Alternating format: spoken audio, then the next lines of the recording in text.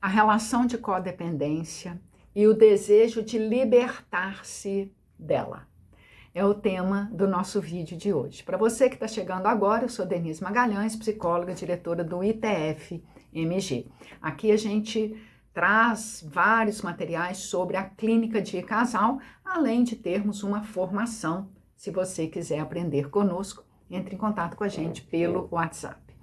Bom, o nosso tema de hoje é um cenário que eu vou trazer para vocês de um casal onde a dinâmica é uma relação de codependência.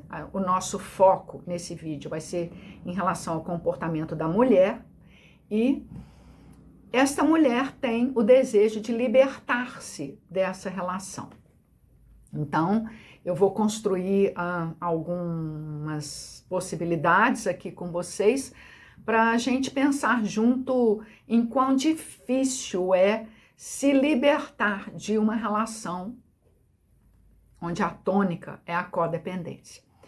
Bom, pensamos num casal que esteja casado há pelo menos 10 anos, onde cada um deles já está acostumado a conviver com o jeito do parceiro.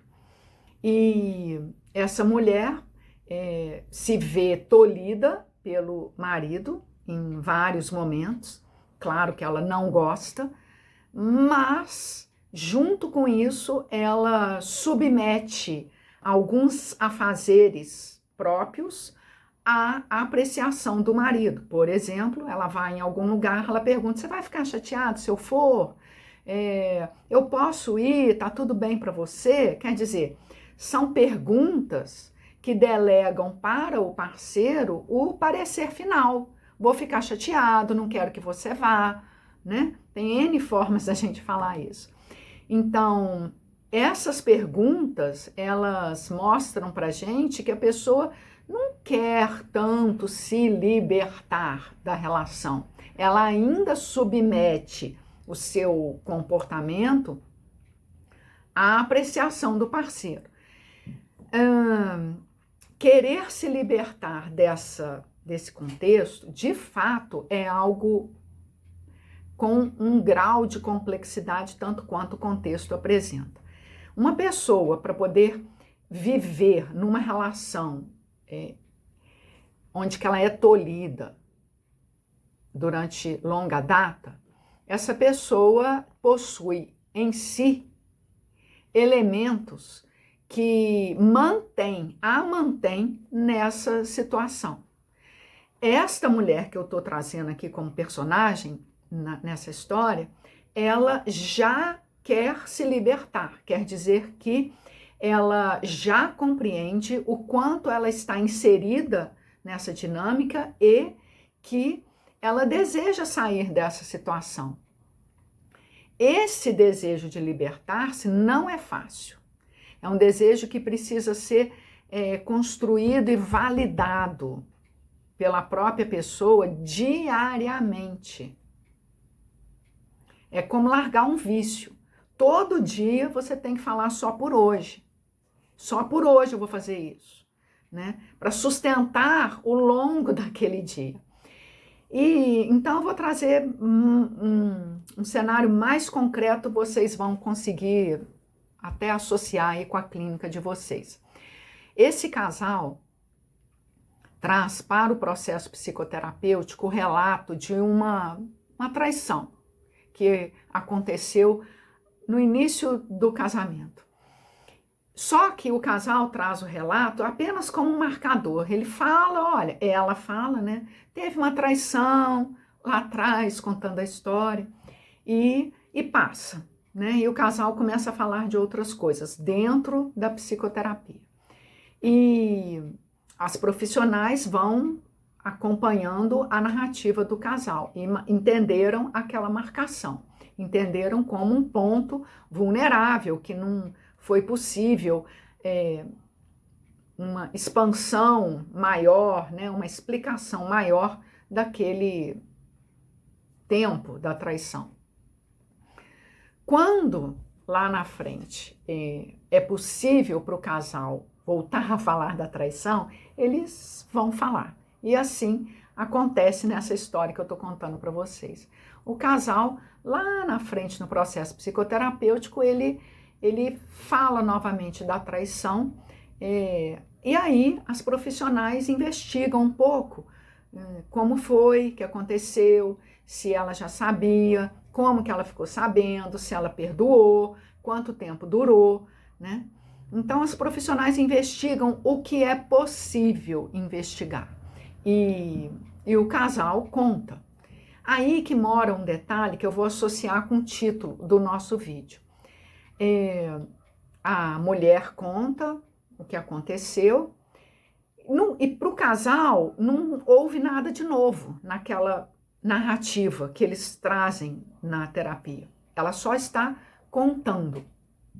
Para as profissionais, elas estão entendendo a história do casal. Aí, pessoal, olha que interessante. Muitas vezes acontece na nossa clínica do casal trazer um ponto vulnerável, como eu estou exemplificando. Então, o casal fala num período aí de 50 minutos de sessão, ele vai falar 10 minutos, né? Então, às vezes menos que isso, um pouco sobre o tema vulnerável. Ele não vai adentrar muito na mesma sessão sobre aquele tema. E a gente precisa respeitar, a gente precisa entender que o tema é sofrido para quem fala. Sofrido a ponto de poder acontecer o seguinte, os 10 minutos que foi relembrado foi suficiente para aquela mulher não querer mais voltar no tema e se sentir não traumatizada, mas aliviada. E pode acontecer, inclusive, da mulher, que é a nossa personagem principal, ela dizer, não mudou nada, todo do mesmo jeito que estava antes, e o que eu falei já está satisfatório, não quero falar mais. A gente pode seguir falando de outros temas. Quer dizer, ela raspou sobre o tema na narrativa dela, não aprofundou e falou que não quer aprofundar, que aquela só raspadinha que ela deu, contando a história, para ela foi suficiente. Isso sinaliza, gente, que ela não quer tanto libertar-se, ela não está naquele modo de libertação, dando um passo bem calçado atrás do outro. Não. Ela está num modo ainda reticente, de libertação. Ela está num modo que ela não quer falar tanto de determinadas coisas, não mudou nada, mas ela não quer falar. O que ela falou já foi satisfatório. É libertação da relação de codependência?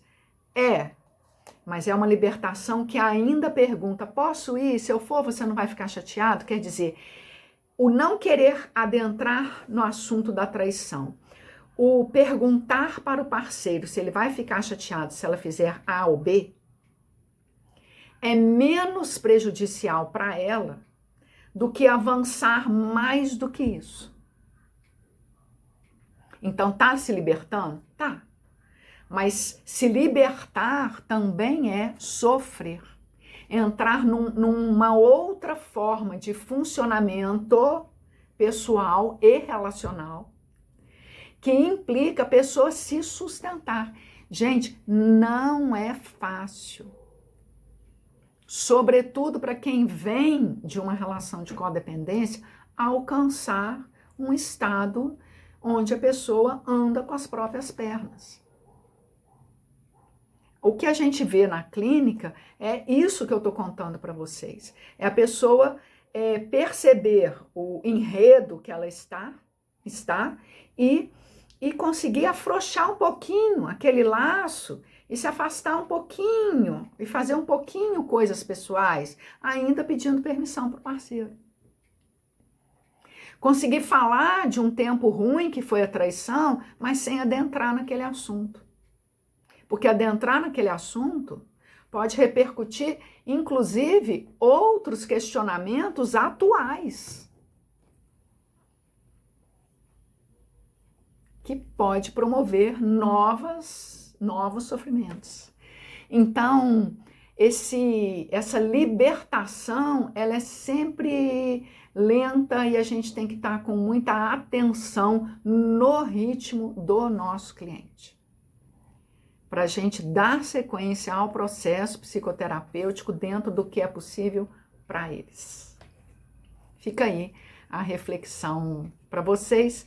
Quem tiver algo relacionado no sentido de dúvidas ou comentários, deixa aí para mim, para a gente pensar em conjunto.